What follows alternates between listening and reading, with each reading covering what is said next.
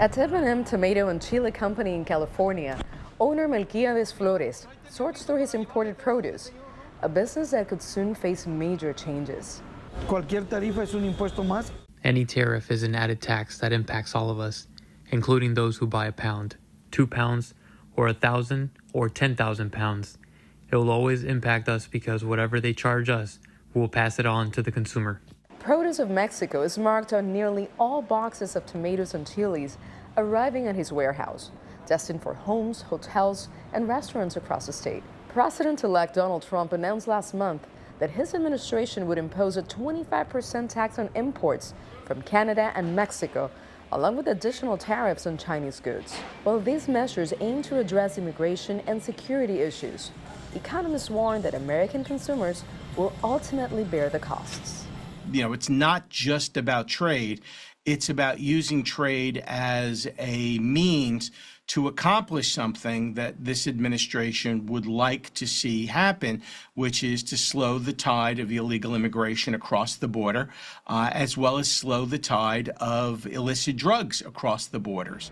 For industries like footwear, where nearly all of the products are imported, much of it from China, the impact could be dramatic. They're proposing a 60% tariff on goods coming in from China.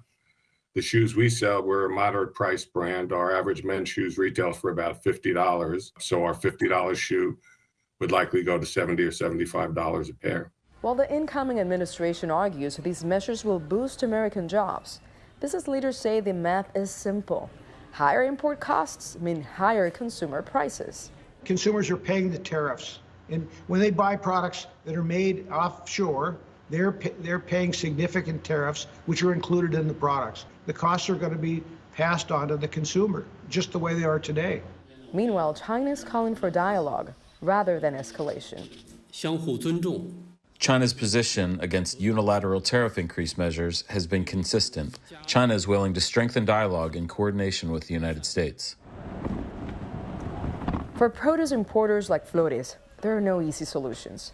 California's growing season lasts just 4 months, making Mexican imports essential year-round. Consumers are wary of the proposed tariffs and their potential impact.